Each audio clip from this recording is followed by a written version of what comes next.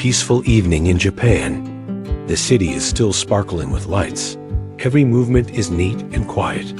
But behind that peaceful appearance are many souls struggling with the pressures of life.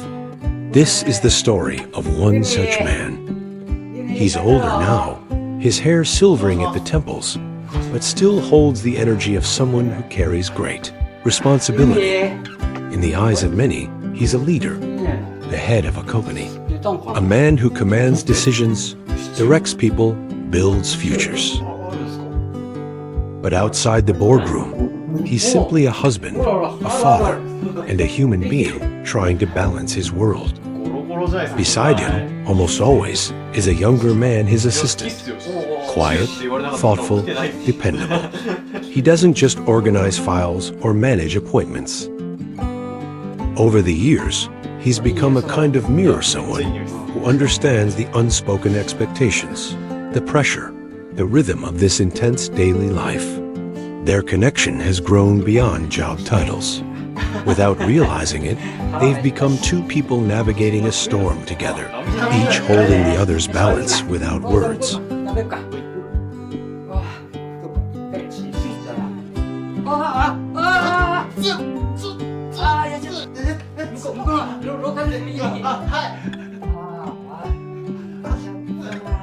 But while the office lights flicker into the night, there's another quiet scene happening miles away.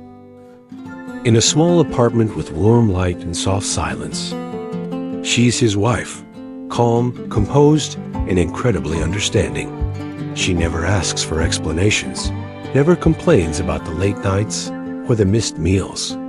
She knows his heart, and she chooses to trust it. But like any human being, she feels. She wonders if he's okay, if he eats properly. In this triangle of relationships, a husband, a wife, and a quiet assistant, there's no noise. No dramatic words or emotional outbursts. Just quiet movements, small gestures, and a deep current of silent resilience. And it's in that silence where this story truly begins. Time has a way of revealing what truly matters, not through grand moments, but through the quiet ones. And for the woman waiting at home, those quiet moments are where her strength is most visible. She had grown used to her husband's long hours, the empty seat at dinner, the stillness of the room when she reached for her tea alone. These were no longer things that made her feel lonely. Instead, they became a part of the rhythm she had come to accept, not out of resignation, but out of love. A different kind of love, one that matures quietly over the years. She often wondered, who looks after him while he's out there taking care of everything else? Because she knew more than anyone how much he gave and how little he kept for himself. She saw it in the way his voice softened when he finally came home, in the way he fell asleep still dressed, still thinking. And she realized something important. As much as she wanted to be by his side always, the reality of their lives made that impossible. She couldn't be everywhere. She couldn't hold his hand through every difficult decision, every long night. And that's when she began to notice something, or rather, someone. The assistant. He wasn't just present in her husband's daily routine. He was present in his life. There was a steadiness to him, a quiet loyalty, a kind of care that didn't need words to be understood. Over time, she started to see that this wasn't just someone who worked for her husband. He was someone who looked after him, made sure he ate something during busy days, walked beside him in the freezing winter air, reminded him of small details others might overlook, not just professionally, but personally. She chose to trust, not blindly, not because it was easier, but because she saw that in a world spinning faster each day, trust is what keeps people steady. And because sometimes, caring for someone means allowing others to care for them too. It wasn't a dramatic moment, no conversations, no big gestures, just a simple shift in the heart. From then on, she understood that there was someone else out there watching, supporting, helping him carry the weight. And in that understanding, she found peace. From that quiet moment of trust, a new kind of connection began to form, one built not on obligation, but on understanding. The man, though still overwhelmed with responsibilities, started to notice the small things more often. A warm meal waiting at home, a document prepared just in time, a message of encouragement. These weren't grand gestures, but they carried deep meaning. His wife, calm and steady, continued to support him in silence. She didn't need constant reassurance. What mattered to her was knowing that her presence still brought peace, even from afar. Her quiet strength held the family together. The assistant, though never treated like family in name, acted with genuine care. Every task was done not just out of duty, but out of respect for the people she worked with. Each person had their own role, yet together, they formed something more than just a team or a family. They shared a rhythm, a sense of gratitude, commitment, and emotional balance.